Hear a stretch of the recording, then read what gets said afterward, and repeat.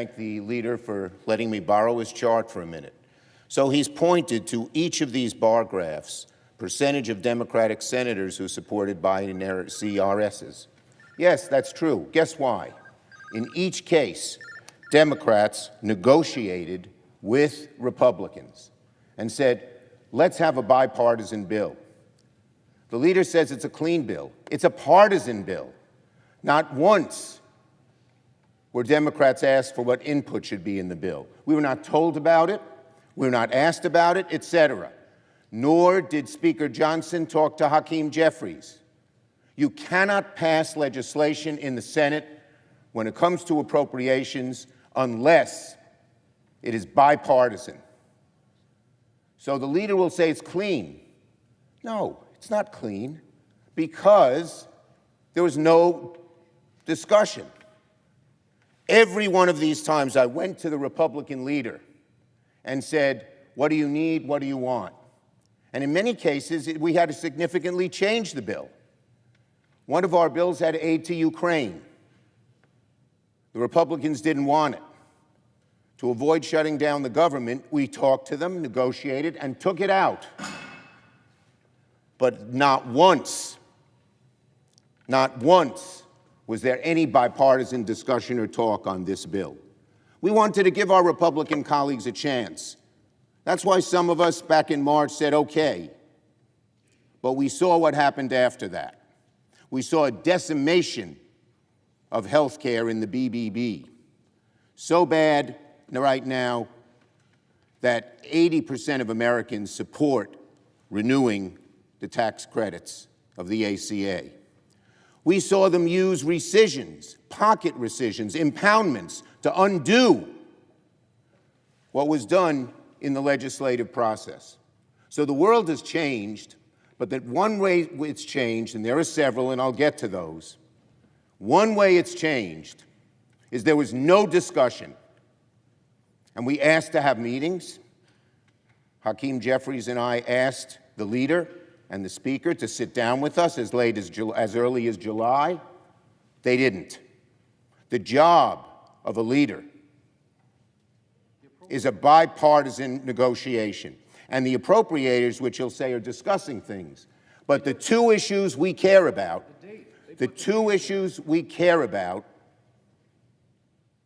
extending the ACA credits, broadly popular with the American people, so they don't want to talk about it, they want to change the subject, and ending these rescissions and impoundments, which would undo what we would do.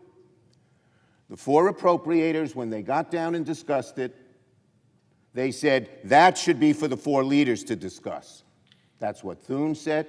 That's what Cole said, the Republican head of appropriations in the House. That's what Collins said. That's what Murray said. That's what DeLauro said. They did not discuss it with us at all. So to say the appropriations process is working is wrong.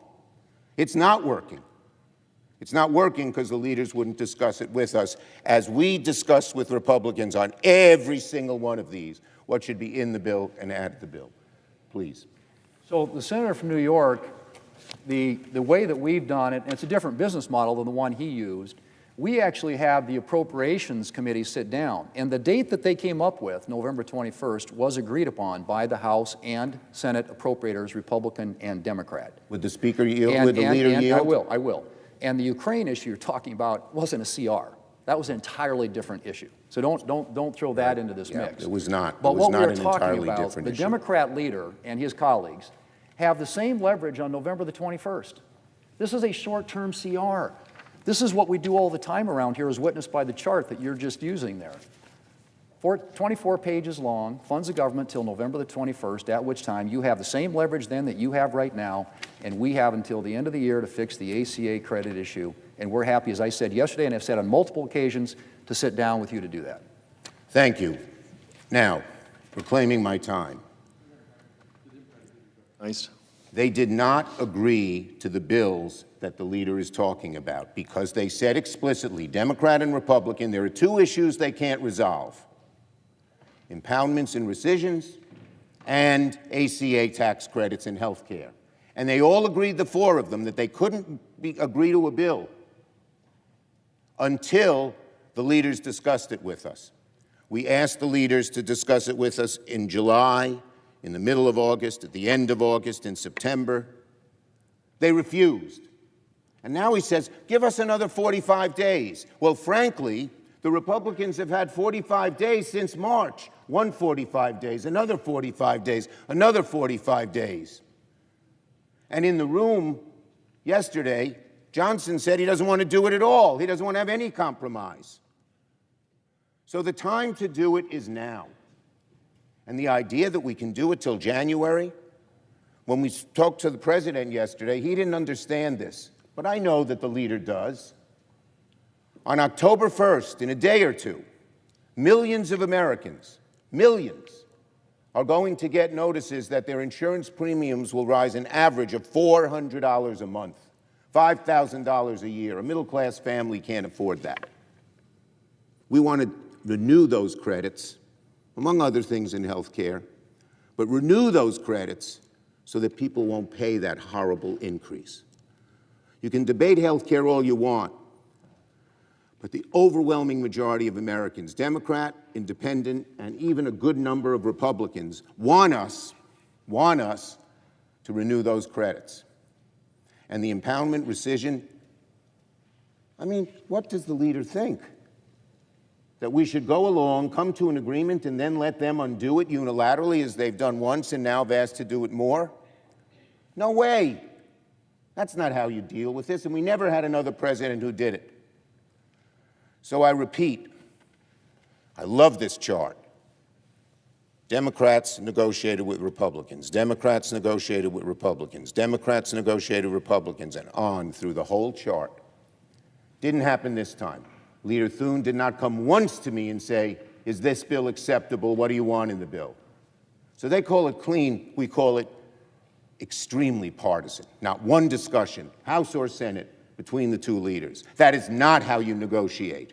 And that is not how you pass appropriation bills. And the Appropriations Committee is stalled by their own admission because the leader will not come and talk to us about it. Now, let me make a few other points. Republicans are heading us into a shutdown. We stand at the precipice of a government shutdown because Republicans are not serious about keeping the government open. If you want one glaring instance of that, Speaker Johnson sent his people home. They're home right now, even though the government will conclude at midnight. There's only one conclusion you can draw when the Speaker sends the House home, that he wants a shutdown. He doesn't want to negotiate. All they want to do is force us, try to bully us, and they're not going to succeed, into taking their partisan bill, take it or leave it. That is not how this place works. And that's why we're headed into a shutdown, because Republicans refuse to negotiate a bipartisan bill that deals with the health care needs of the American people, which they care about. Yesterday, Leader Jeffries and I went to the White House to meet with the president and Republican leaders about finding a way out of this impasse. It was a frank and candid discussion. It was long overdue. As I said, we'd asked for it for months. We asked the president to meet with us when Thune and Johnson wouldn't. He said yes. And according to all reports, Johnson and then Leader Thune, who just followed what Johnson wanted, said don't do it, and the president withdrew. So on Friday, I called Leader Thune and said, let's have a meeting, and we did, but it's at the last minute. There's still a chance. It's only the president who can do this. We know he runs the show here. And he's got to say to our Republican colleagues, deal with this ACA issue so that people don't get $400 premium increases. Deal with this impoundment and rescission issue, which when we told him about it yesterday, he seemed not familiar with it, but now he knows. And we can solve this problem. But Johnson won't, Thune won't, and so the president is not going to be able to persuade them unless he tries at the last minute. That's the only hope here. Look, sitting in the room with the president, it was very clear that the president hadn't fully grasped the magnitude of the disaster he's causing when the government shuts down. As health care costs go up, as people lose their health care, rural hospitals are already closing. Speaker Johnson in the room said to me they're not, and I pointed out to him that Tim Kaine just informed us that 3 rural clinics in Virginia, Southwest Virginia, were closing. And the head of those clinics said it's because of the bills the Republicans passed. The so-called BBB, which we know is not beautiful. The American people know it's not beautiful. And so they know, our Republican colleagues know that the American people are fully behind us when it comes to lowering costs, but also when it comes to health care and making sure that those premiums don't go way up. And then I spoke to Speaker Johnson directly in the room. I told him, because he can't debate health care, because he knows it's not, the American people are on the side of wanting these increases, even Republicans, I told him to stop making up stories, that too many Republicans are lying through their teeth. They say, oh, the Democrats want undocumented immigrants to get health care, to get the federal dollars of health care. That is utter bull, and they know it. The law prohibits undocumented immigrants from getting payments from Medicare, Medicaid, or the ACA. There's no money, not a penny, of federal dollars that are going there. So why do they bring this up? Because they're afraid to talk about the real issue, which is health care for American citizens, health care for people who need the health care and can't afford these premiums. Let me say it again. Undocumented immigrants cannot receive premium tax credits by law. So they should stop these lies and address the real issue, which of course they're afraid to do. A standard Republican MO is to make something else up because the American people are on our side. Now, this week, here's what House Republicans sent out guidance to their members.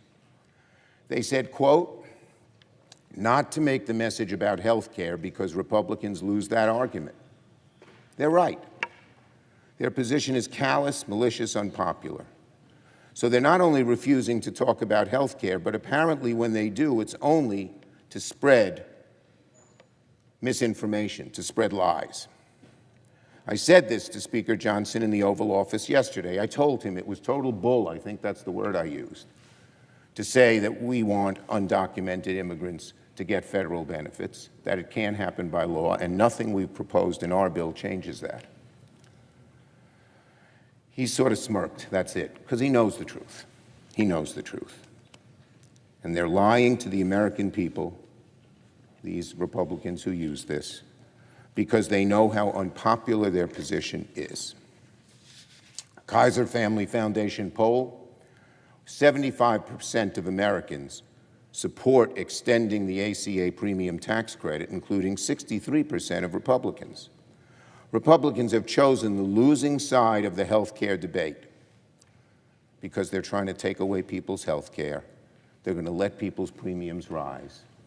And this idea that we can do this at January, no. The notices go out October 1st as to how much increase people will get in 29 states, and they only have a short time, long before January, to decide, are they going to drop their health care because they can't afford it? Are they going to take a lesser plan where they pay more through deductibles and co-payments? Or are they going to keep that plan and cut back on buying a car, going on a vacation, or worse? Republicans have simply put, folks, the Republicans have chosen the losing side of the health care debate. Losing side. And in the White House meeting yesterday, Speaker Johnson made it perfectly clear he didn't care if people's premiums should go up, because his conference is against it. And so again, the House isn't even set to come back until October 7th. You tell me which side is actively manufacturing a shutdown. Why did the House do that? Because they wanted to negotiate? I don't think so. They wanted to jam it through, but they're not going to be able to. Yesterday, during a House Republican conference, Representative Lisa McClain made it explicit. She said, don't talk about health care to her Republican colleagues. They don't want to talk about it, so they make these other things up, facts out of thin air. So the Republicans have until midnight tonight to get serious with us about solving this crisis and keep the government open. But right now, they're not even talking to us seriously. They're sort of in la-la land. And then on another issue, related. Yesterday, the president posted an offensive deepfake AI video of Leader Jeffries and me with sombreros, fake music, impersonating my voice through AI, it wasn't me, talking even more lies about health care and immigration. Listen to this, America. Hours away from a shutdown, which we don't want, the American people don't want, the president is busy trolling away on the internet like a 10-year-old. And that's exactly why Americans are going to blame him if the government shuts down. That's another proof point as to who is to blame. His video, Johnson going away, and adjourning the House till next week. We have less than a day to figure this out, and Donald Trump is busy tweeting deep fakes. It's not like he's in touch with reality, he's in a bubble. He doesn't understand that if the government shuts down, people's health care premiums will go up. When we told him about it, Hakeem and I, yesterday, by his body language, he seemed not even to be aware of it, of the ramifications. If the president was smart, he'd move heaven and earth to fix this health care crisis right away. Because Americans are going to hold him responsible when they start paying $400, $500, $4,600 more a month on health care. So we have less than a day.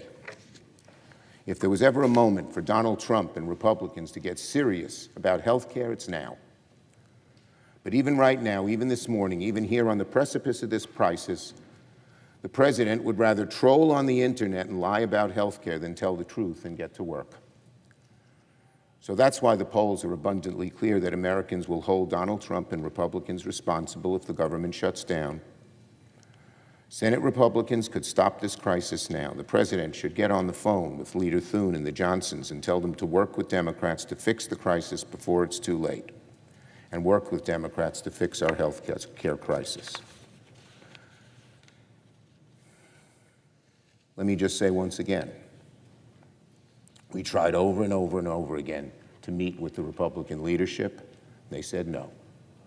The appropriators said they couldn't resolve the issues until the leaders met. So we asked the leaders to meet again, and they said no, because they didn't want to negotiate.